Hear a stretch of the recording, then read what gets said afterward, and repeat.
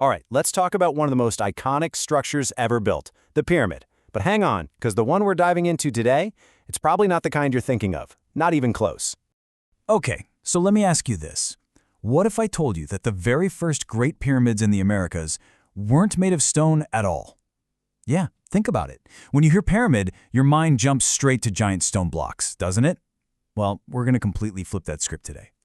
So let's get right into it. We're heading to an ancient site called Venta. This place is home to one of the very first pyramids in Mesoamerica. And what makes it so mind-blowing?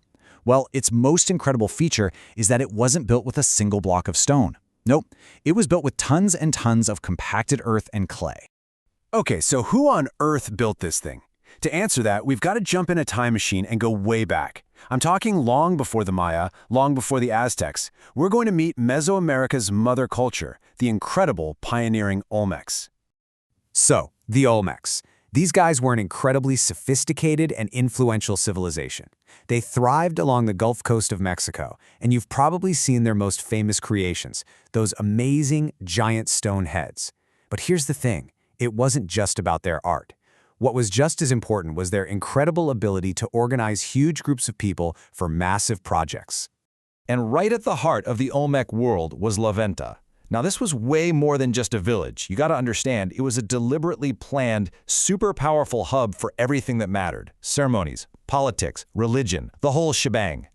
And you can see right here why Venta was such a big deal. I mean, its location was perfect, right near rivers and trade routes, making it a natural magnet for people and goods. The entire place was basically designed like a giant stage, a spot for huge public events, special rituals for the elite, and just a massive, undeniable display of power for everyone to witness. All right, let's zoom in on the pyramid itself, because the sheer scale of the engineering here, it's just staggering. I mean, think about it. They were building an entire mountain out of earth, and they did it all without a single piece of modern machinery. So check out this number, 100,000. Just look at it for a second. Let that sink in. What in the world could that possibly represent? There it is, an estimated 100,000 cubic meters of earth and clay. That is the insane volume of material that had to be dug up, hauled over, and packed into place, all of it, load by single load, by human power alone. Just incredible. So this brings up a really good question, right? We know the Olmecs were master stone carvers. They made those giant heads. So why on earth would they build their biggest, most important monument out of dirt? And the answer is what makes the Olmecs so brilliant. It really shows their practical genius. See, where they lived, there was tons of clay and earth everywhere. But big stone quarries? Those were super far away. So instead of trying to be something they weren't, they just became absolute masters of the materials they had right at their fingertips.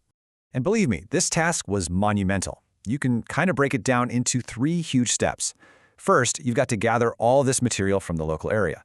Second, you have to transport thousands and thousands of individual loads. And finally, you have to painstakingly compact all of that earth and clay into a very specific, precise shape. The level of organization needed for that is just off the charts. But here's what's really cool. The pyramid wasn't just some standalone project. No, it was the anchor for a much larger design. We're talking about a whole sacred landscape, basically a city built for the gods. And you can see the blueprint right here. The whole site was meticulously laid out along a north-south axis. You have the Great Pyramid holding down the north end, looking out over this massive plaza designed for huge crowds. And all around it were platforms, sculptures, altars. I mean, nothing was there by accident. Every single piece had its place and its purpose. Now, this is absolutely crucial to get. What you see today, that's not what the Olmecs actually built. Not really.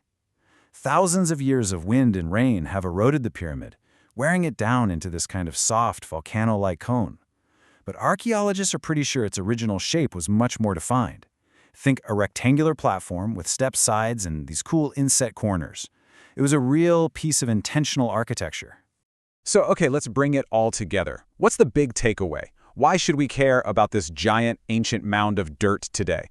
What does it all mean? It really comes down to this. Venta is proof that greatness, that incredible achievement, isn't defined by just one material, like stone. The real sophistication of the Olmecs shines through in how they completely mastered their own environment, turning something as humble as earth into a powerful symbol of their entire universe. And this quote just nails it. It really gets to the heart of why this place is so important. Venta wasn't just a bunch of buildings. It was one of the very first times in Mesoamerica that a civilization used the space they built, their architecture, to send a huge message. They were communicating big ideas about power, about religion, about their place in the cosmos, for everyone to see. And that leaves us with one final, kind of amazing thought. If one of the first great pyramids in the Americas could be mistaken for just an overgrown hill for centuries, well, it makes you wonder, doesn't it? What other incredible wonders are still out there, hiding in plain sight, just waiting for us to finally understand what we're really looking at?